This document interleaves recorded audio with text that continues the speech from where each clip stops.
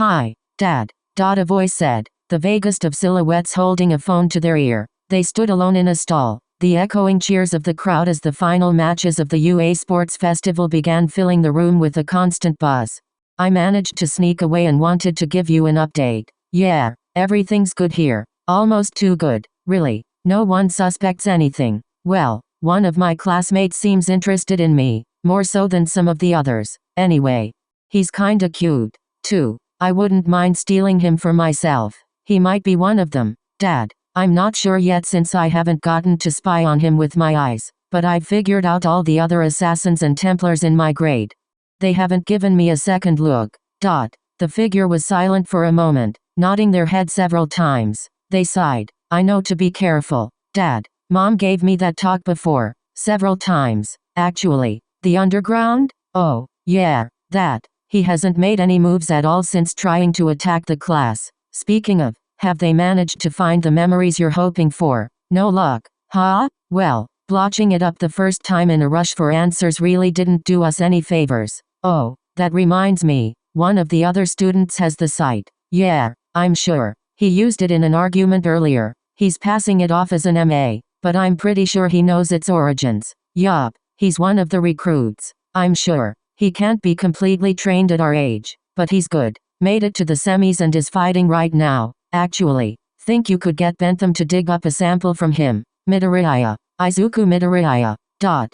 The figure scuffed their shoe against the tile floor, head tilting as the sound of shuffling came from the other end of the phone. No, I haven't heard him talk about his family, but I haven't interacted with him that much. His ancestry has to be good somewhere down the line, though. Purebloods are becoming less and less common. Either his parents are normies or he got really lucky. Or, unlucky, I guess. Oh, he's definitely not a sage. I know that much. He doesn't have the heterochromia. Course. Dad, I'm just doing what you trained me to. Operations around here are as expected and I've stayed away from anything that would put unwanted eyes on me. That project? Proceeding a little behind schedule from what I hear. They've hit a bit of a roadblock. I don't think they'll get anywhere until a month from now at the best unless something crazy happens. I know, but we can't touch it. If they get caught, we can't have any of our fingerprints on it, even with your contacts. You know how good cops are nowadays with some of their metas. Remember that one guy that could sniff evidence and see how it happened. Anyway, what's going on there? They tapped a foot as their father relayed happenings on the other end. Oh, I bet they're adorable. You and Mom better send me pictures. And I heard from Samuel the other day. He wanted to say hi and wished me well. He's still recovering after his accident during the running of the bulls. You know, Mom said Buru wouldn't stop laughing when it happened. My performance? It was okay. I didn't make it to the third round, but I think I did well enough. It was plenty of fun. I could have done better, but you know how they are. I didn't want to stand out too much with skills like mine. Okay, Dad, have Mom give me a call when she can. Of course. I'll forever honor the father and mother, for the glory of the parents of wisdom. Begin. Izuku lunged forward as the call to begin the match hit, his bow already spinning in the hopes of finishing the fight quickly. Yanagi reacted just as quickly, her hand reaching forward to grab his weapon with her quirk, Poltergeist. She pulled, trying to rip the metal from his hand as a waviness like that of distorted light surrounded it, but Izuku refused to allow such a thing. Go, big sis. Kaorioku cheered, waving two hand fans that had Momo stamped on them. Akame's musical giggles at the scene were interrupted by a powerful bang. Momo's force explosive knocking Shinso on his back despite his attempted roll to escape. The screen depicting the final fights was split down the middle, each side depicting one of the matches. You can win. I worry that Midoriya is trapped in a poor match, Okame commented. I doubt our Momo will have too much trouble with her opponent after having time to deduce his abilities, but that announcer present mic did say Midoriya's quirk was non-combative in nature. We have seen no physical sign of his abilities since the first round. He is reliant on his weapons. He was trapped in a similar match in the first match, Kanri reminded his wife, but his jaw was still tightened. He managed to win there. Not without some cost. You are right, the man acknowledged. Should this Yanagi remove Midoriya's weapons from play, I doubt he will move on further. It seems almost ironic, Kaorioku thought aloud, trying to match his speech to that of his parents. Two of the fighters don't have big flaw Ahem. Obvious quirks. Yet they are not fighting each other. Both Big Sister's opponent and Midoriya are outmatched despite having made it this far. That is an astute observation. Kyorioku. Kanari smiled, the boy's expression brightening at the praise. Such are outcomes in bracket tournaments like this. Actually, it appears the final matches mirror each other in other ways, Okame commented. In both fights, the outmatched party is male while the overpowering one is female.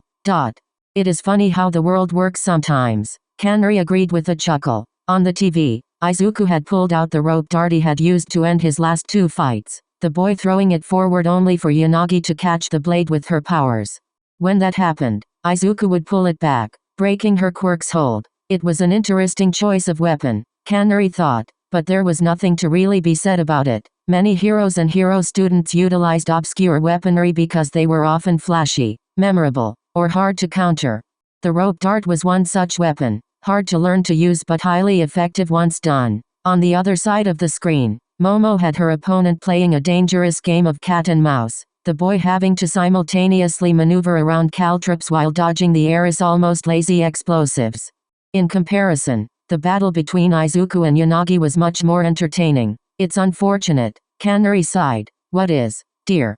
His wife questioned. I had hoped to see Midoriya reach the finals. Should that be the case, it would be easy to justify inviting him to a meeting, but it appears such is unlikely. If we were to try to invite him, we would need to extend invitations to the other semi-finalists. Truthfully, neither this Yanagi nor Shinso piqued my interest. That Shinso fellow may be an interesting asset, Okame suggested. Perhaps, the man said. We can allocate some resources to probing him, but he does not possess the same sort of charisma we have witnessed from Midoriya. I do not think he will rank highly should he manage to become a pro hero. Besides, I do not believe we would be the only group with eyes on his quirk. All the more reason for the attempt, darling, Okame pointed out. Please, leave both Midoriya and Shinso to me. You have enough on your plate to deal with considering the delivery. Thank you for the reminder. Kanari stood, walking across the room to offer his wife a peck on the lips. It is about time I go check on that project of ours. He turned, placing a hand on his son's head. Kyorioku, please cheer for Momo twice as hard in my stead. I will, father. Nodding to his family, Kanari took his leave, stepping out into the hallway. He maneuvered himself to the same secret door he last used, taking the stairs into the hidden basement. There, he found 2 servants over the body of Simon Atza Simmons Garcia, one male and the other female. The boy was laid out on a table, clad only in a hospital gown with the left-hand shoulder pulled down to expose his collarbone and pectoral. Tsuki, Kanari said as he stepped inside, both servants turning to him and giving shallow bows. Hito, good afternoon, master, they intoned. Be at ease, Kanari insisted. Tsuki and Hito righting themselves. What is the status? I have briefed Hito on the situation, master, the woman replied. We were about to begin the requested alterations to Simmons Garcia when you arrived. Very good, the Master Templar nodded. Do remember to start out small. Of course, sir, the man nodded. Tsuki turning to double-check the anesthetics they had keeping the child unconscious. Under the watchful eye of the man, Hito turned and laid his hand upon the boy's collarbone. From beneath his fingers spread a jagged redness, the boy's skin changing color and texture at his touch. This was one application of the servant's quirk, Scar. He stopped and stepped away, allowing Kanari to study his work. This is a good start, he commented, reaching out to trace a line from the new burn scar up the side of Simon's neck to under his eye. Extend it to here, as per my dearest Okame's directions, and leave several more over the rest of his body. This evidence of the house fire story we crafted must be convincing. As you command, master. Hito did as bid, trailing the burn up Simon's skin before stopping at his cheekbone. He also added smaller scars along parts of the miner's arms, legs, and torso, but none so pronounced. Even so, every scar was an enflamed red. Excellent work, Hito, Kanari said as the man stepped away. Tsuki, how close are we to beginning the animus process? All of the software is installed and prepped, master, the woman answered, opening a laptop and gesturing to a ring-shaped device with a visor. It was connected to the computer with a long wire. Calibrations were performed by an individual with the same body structure as Simmons Garcia, So we can begin at any time. Perfect. Please do so. I have the time now and wish to be here when we begin. By nightfall, he should be ready to be released to his room. Hito, you manipulated his nervous system. Yes. Of course, sir. The other man nodded as Tsuki typed away on the computer. It should not affect his motor functions inside the animus, but he will have trouble moving outside of it for about 2 weeks. Then we can begin. Hito, secure the animus to the boy. Tsuki, prepare the program. Yes, master. A minute later found the preparations complete. The head of the Yaoi Orozu family standing behind Tsuki as she secured headphones with a microphone over her ears. A single button press started this animus-based scenery, an area designed to imitate a small park with the image of buildings rising beyond its accessible boundaries. An avatar of Simon Atza Simmons Garcia laid on the ground next to a bench, the image a perfect replica of the original down to the clothing he'd been wearing upon his arrival. It also sported his new scars. The Simon within the system twitched, his eyes slowly opening. What? He questioned in English. He stood slowly, balancing himself with the bench. One hand rose to clutch at his head. Where am I? A box with 2 faces appeared above him, the boy instinctively extending his right arm to the side. Had he done so in the real world, this would have activated his quirk, Spirit Eagle, but emitter quirks such as his did not work within the system of the animus. At least, not outside the memories of one who had such a quirk. Greetings, Simon Atza Simmons Garcia, Tsuki said, a text box below her and Kanri's live pictures translating her words into English. My name is Hina Tsuki, a maid in service to the Yaoi Orozu family. Behind me is Kanri Yaoi Orozu, your new benefactor. Benefactor. Simon blinked. Where am I? I am afraid you are a long way from home, Tsuki told him. It appears your sister Nazca got involved with a dangerous criminal syndicate somehow. We do not know the details, not for certain, but they abducted your sister and burned your family's house down to cover their tracks. Master Yaoi Orozu had some employees nearby who saw the fire and came to help. They managed to rescue you, but there was some damage to your nervous system. What are you saying? Simon demanded. What about my parents? My sister? Lost, we fear. Tsuki told him, the boy falling to sit on the bench, his eyes open but seeing nothing. Tsuki waited until he turned his attention back to her, knowing to say anything before he could understand Japanese would be an exercise in futility.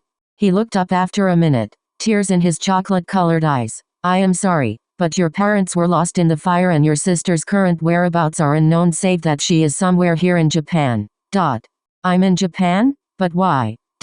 Master Yaoi Orozu has many connections. Tsuki began. Once you are healthy again, he intends to offer you any help in tracking down your sister and rescuing her from the criminals, should she still be alive.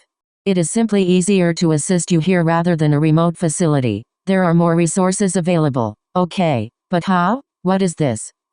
You are inside a machine known as the Animus. It was created shortly before the dawn of quirks but quickly became obsolete to the superpowered population. Because of the fire damage to your nerves, we have set you inside the Animus to help you regain motor functions through a process known as the bleeding effect. By reliving the memories of others, you can gain their physical abilities. This will give you time to physically recover and gain skills to assist you against your sister's kidnappers. Why am I not in a hospital? The boy questioned, and why can't heroes get involved? Have I been kidnapped? 2. We could not afford to entrust you to a hospital, the woman explained. You would not be safe anywhere public and the private sector possesses far more freedom for you and us. The criminals that have hold of your sister have operatives everywhere, including enough in the hero force and government to get them to turn a blind eye. Will you help us? I don't know who you are or why you're helping me, but if I can get my sister back, I'll do whatever you want. That is an excellent attitude to have. She paused. Of course, sir. On the screen, the woman handed over the headphones to the man who had been watching the interaction from over Hanatsuki's shoulder. Mr. Simmons Garcia, can you hear me? A new voice said in slightly accented English. This one male. Yes, good. My name is Kanri Yaoi Orozu, the head of this house. We do not know why the criminals that took your sister did so, but we have some knowledge of their activities. They have been a thorn in the side of me and my business associates for many years. We were simply lucky to be nearby when they struck your home. They see some value in your sister and, if we are honest, I see value in you. I hope that by the end of your recovery, you will see our mission and agree to help us even after saving your sister.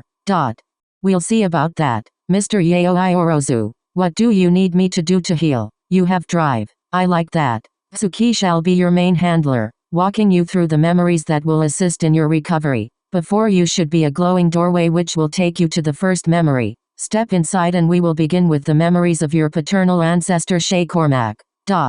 You should surrender, Midoriya, Yanagi advised. The girl having not needed to move once since the start of the fight. Even a rogue beanbag from Momo having been caught by the girl and redirected as a projectile toward the green-haired boy. In contrast, Izuku was covered in sweat from his physical activity. He was not injured. He'd been able to avoid such, thankfully, but he had come nowhere close to injuring Yanagi. You cannot come close to me. This match is all but won. I hope you don't think I will make it that easy for you, the boy panted, his hands shaking as he kept his grip on his weapons lest he lose them. I fully intend to go down swinging if I can't win. Be that as it may, you possess no chance of beating me in your current state. Your empathetic eye would be indispensable for search and rescue operations but lacks any use in battle. But here I am. Izuku rolled to the side, dodging the heavy beanbag Yanagi sent his way. This did not dissuade her, the girl reaching toward the other match to take hold of several of Momo's caltrops. She pulled, yanking them into their ring before throwing them at Izuku. Shit. He holstered his rope dart and spun his bow, trying to deflect these new projectiles. In his worry, he did not see Yanagi's smirk, the caltrops dive-bombing the boy like hornets as her other hand slyly reached underneath. Izuku bent backward, one of the caltrops coming by so closely that it ripped several buttons off his top. He moved with the momentum, springing backwards even as the front of his sportswear opened. I really wish people would stop ripping my clothes, he commented, smacking a caltrop out of the air hard enough to knock it from Yanagi's hold and out of the ring. Then you should dodge better. Yanagi reached her hand out as Izuku ducked, a spray of heavy beanbags crossing their ring. Oh, that'll leave a shiner. Present Mike commented from the booth above. Good thing Shinso's already got bags under his eyes, but I don't think he cares for the action. I don't think he cares for your commentary, either, Aizawa drawled. You and him make two, but the rest of the crowd loves my voice. Midoriya, please lose for me, the ghostly girl said, raising her hand to show his rope dart now hovering at her side. The Verdet's eyes widened as she flung it dart first at him, the boy releasing his bow with one hand so it could catch his own weapon within an inch of his sternum. The sheer force behind it, however, sent him skidding backward a couple feet. Not wanting to give him time to breathe, Yanagi released her hold on his rope dart and transferred her control to his shirt, trying to push him out of bounds. Instead, the parts that had not been torn ripped under the strain. There was a host of distinct, overall higher-pitched calls of approval from the stands. If you wanted to see me shirtless, you could have just asked, Midoriya quipped before his brain could catch up to his mouth, the boy turning red as he comprehended what he'd said. Yanagi, too, started to blush, said, coloring much more obvious on her pale skin. Wait, no, that's not. Farewell, Midoriya. Yanagi's voice was a whisper, the wavy indicator of her powers grabbing the hem of his pants. Before he could react, she yanked them to his knees and used them to pull Izuku backwards. He barely managed to avoid falling on his face, but his fingers could find no purchase as his own clothing dragged him out of the ring and into the grass. Worse than the sting of loss was the laughter coming from the crowd. He knew he shouldn't have worn the heartprint boxers today, no matter how lucky they were. And like his pants, Midoriya goes down. What an impressive showing. Mike paused. His fights. I mean, nothing else. Eraser, you got anything to say? No. Aizawa's rebuttal was muted, his face in his hands. Well, that just leaves Yaoi Orozu and Shinso to decide. WHO will be immediately facing Yanagi in the final match. They better figure it out soon before they wear each other out. Izuku was trying to hastily get his pants back on when the victor of their match stepped to the side of the ring to look down on him. His cheeks were burning from the whole ordeal and he could swear his teachers were laughing at his embarrassment. Midnight certainly was, and he was sure Mirko was too wherever she was at the moment. Midoriya, Yanagi said, you embarrassed Takage and I have embarrassed you in turn. Any debt between you and Class 1B is forgotten. You no longer need to fear retribution. She turned her back on him, watching the other match without emotion even as her blush slowly faded. Come on, Shinso pressed, panting. I know I'm not the most popular guy with women, but you can at least tell me no. Momo refused to answer his taunts, her beanbag minigun firing its last rounds in the 1C student's direction. She was not entirely certain of his quirk's trigger, but Kyugo had refused to answer when she inquired after his loss, but the raven-haired heiress had a feeling any reaction to his words would end her run. Come on, cutie. Nothing? What if I rip my shirt off like Midoriya did? One of Momo's eyes twitched. She reached up, pulling 2 items from her sternum as the multicolored glow of creation activated. The first, in her right hand, was a baseball bat, her other hand holding something the size of a small can. She put that to her lips, her teeth pulling a pin from it before she tossed it in his direction. Oh she. The flashbang exploded, rendering both Shinso and Yanagi blinded. Momo rushed in, smashing the bat into the purple-haired boy's stomach hard enough to throw him out of the ring. Momo flicked her hair back. Home run. Present Mike cheered, Cementus using his powers to merge the rings together into one, and the final match between Momo Yaoi Orozu and Reiko Yanagi, begin. Do not fear the darkness, though it will soon take Y. Yanagi began only for Momo to turn toward her and form a compressed air shotgun. She pulled the trigger, firing a host of small BB pellets at the other girl. Yanagi reached out, grabbing hold of as many as she could, but there were more than her quirk's limit could catch, half a dozen smacking into her stomach. Wait, I wasn't done. Apologies, Momo muttered, smacking her bat into Yanagi's stomach the same way she had with Shinso. The 1B student coughed spittle and a little blood, unable to withstand the force. Such was her weakness, the girl having focused more on her mental and quirk training than her physicality. She, too, flew outside the ring, hitting the ground with a roll. She rolled onto her side but did not get up, wheezing. The stands as a whole blinked. What just happened? Present Mike questioned. I said start and it's already over. Contestants, people, heroes, and viewers everywhere, Aizawa picked up, presenting your winner of this year's first year UA Sports Festival, Class 1A's representative Momo Yaoi Orozu. I can finally nap. But that was so fast. Hey Eraser, don't go to sleep on me now. What happened? Present Mike did not get his answer, the situation catching up with the crowd as they went ballistic, cheering for the ultimate victor without restraint. Momo turned her eyes on the stands, a small, satisfied smile coming to her lips. She raised a hand, waving. I guess that's it, everyone. We'll have a 20-minute break for the finalists to stop by Recovery Girl before our award ceremony. Kiddos, get going. Yay, Momo. Kaorioku cheered, jumping on the couch without dignity nor care for such. That's my big sis. Well done, sweetheart, Okame muttered, her words and actions much more muted, filtered through the poise of high-class society. Even so, motherly pride shone in her eyes as she watched her daughter on the screen waving to the crowds. Even so, her smile wavered. She has grown strong, Okame thought, her mind overlaying the memory of a scared little girl over Momo's image. The two were so at odds with each other that the woman had trouble comprehending that the two happened to be the same human. Kanri is right. It is Momo's time to learn the truth of the world.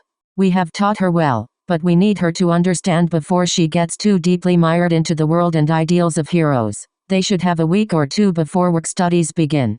That should be enough time to induct her properly. I simply wish we didn't need to. The screen went to commercial break. Kaorioku letting out a groan as an ad for pedigree shampoo, for those with animals inside and out, played. Okame chuckled at him as the boy quickly got over his slump. Did you see that, Mom? Dottie questioned. Big sis was just so cool in all her fights. Those other students didn't stand a chance against her.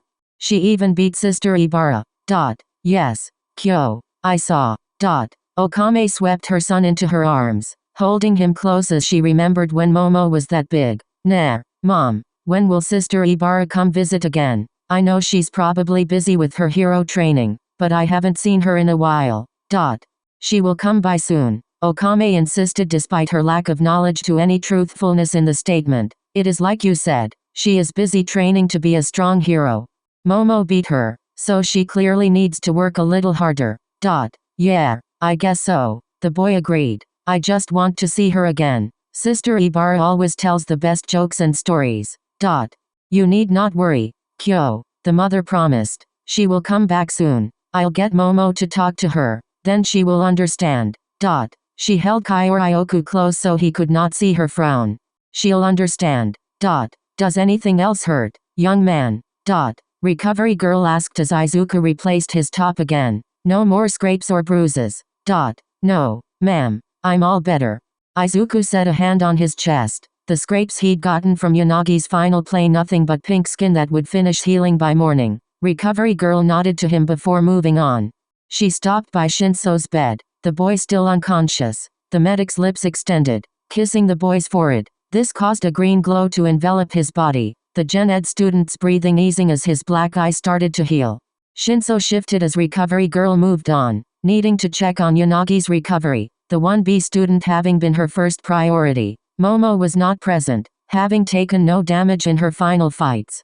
Izuku hopped off his bed and padded his way to Shinso's side. The student opened his eyes, the bags underneath very pronounced as they settled on Izuku. One was noticeably more open than the other. Your name is Shinso, yeah? Izuku asked. Hitoshi Shinso. That's me, he confirmed, looking over the other boy. You're one of the hero students. You chastised that blonde guy when he yelled at us weeks ago. Izuku Midoriya, at your service. The verdant offered a hand, Shinso eyeing it before giving a hesitant but firm handshake. Shinso, do you want to be a hero? Shinso sputtered. Yeah, of course I do. Well, it's far from official, but I know you'll be invited to fill the empty seat in the hero course, and I want to be the first to welcome you. You. Shinso blinked. You're not scared of me. What? About your brainwashing quirk? Izuku chuckled. Nah, you haven't done anything to suggest you're a bad guy, and I hate people who judge others for things they can't control. It's not like you picked your quirk. Really? Shinso pulled his arm back, eyeing Izuku warily. You aren't faking this and going to throw me to the wolves or something, right? Izuku's smile fell a little, turning more melancholic. After what I experienced thinking I was quirkless, I wouldn't wish that on anyone. You're quirkless. Shinso gasped. I thought I was. Izuku replied, offering a lie of omission. He moved on to the proper lie. My quirk is really passive and doesn't show at all. It's called empathetic eye. It allows me to see allies and enemies to groups I associate myself with. What? Shinso blinked. But how did you get into the hero course with a power like that? A lot of training. Actually, you remind me of me before I started training. What? Pathetic. In need of friends and teachers, Izuku replied, leaving Shinso taken aback. Listen, Shinso, you really remind me of me. If you want me to, I'll put in a good word with Aizawa-sensei. Maybe he can train you, too. Well, he did a good job with you, Shinso muttered. Do you really think I have what it takes to be a hero? With the right mindset, I think you can be even more than that. Slowly, Shinso felt a real smile come across his face. Maybe the future was looking up for him. Greetings, mentor. A figure said, the voice a whisper as they hid in a far corner, 2 fingers pressing into their ear. The shadows were long and dark, a voice changer altering their voice should anyone be listening. The games are over. I did not stand out at all. The voice on the other end of the line responded.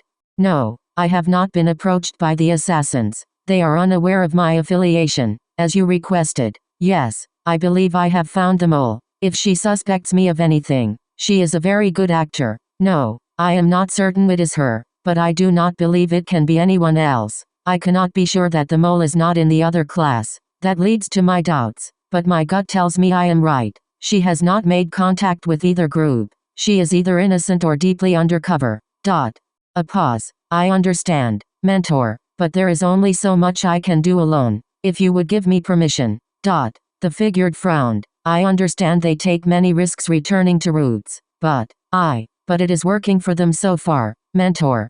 By following in his examples. The figure flinched, weathering what must be a rather harsh rebuttal from the other end. Yes, mentor, I understand you do not trust them. I will keep my eyes and ears open for any sign of corruption and will inform you at the first hint of such. He paused. There has been one major incident since my last report. It appears the Osaka Brotherhood intercepted a Templar human trafficking operation and are now hosting the victim. An American. The Brotherhood remains unaware that I have access to their system thanks to your backdoor, but it is only a matter of time before they find the worm. I need to know what information you want before we lose access. That wouldn't be a problem if. Yes, Mentor. I will obey. I am here to give out the medals. An almost reverence crossed Shinso's face as he stood beside Izuku on the third-place platform, All Might rising from the small plume of dust his landing had kicked up.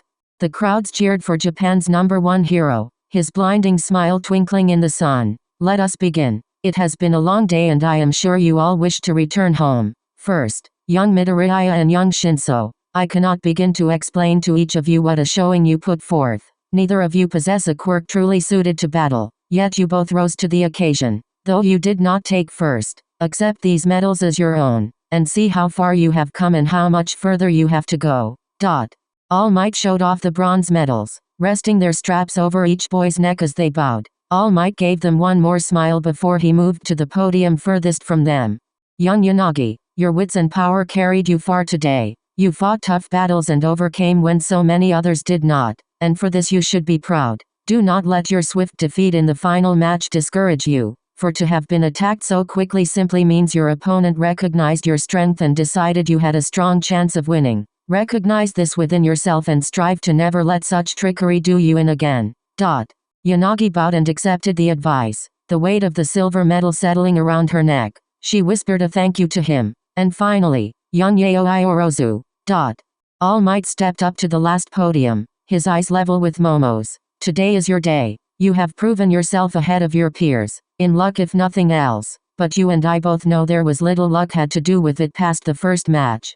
If anything, many would call fighting one's cousin unlucky, but you still came out the champion. Accept this medal, young Yaoi Orozu, but remember that your victory here is not the end. Every student now has eyes on you, and I don't doubt they are already planning how to surpass you. Do not let this one victory go to your head. Never stop improving. Thank you, All Might Sensei, Momo said, the heavy gold hanging from her neck. All Might turned to the crowd. Now everyone, let's give a final cheer to not only those who placed, but to all the students who gave their all today in the games. Say it with me. 3, 2, 1. Plus Ultra. Thanks for all your hard work. All Might and the crowd blinked at each other. He coughed. Plus Ultra, indeed. So ended Izuku's first UA Sports Festival.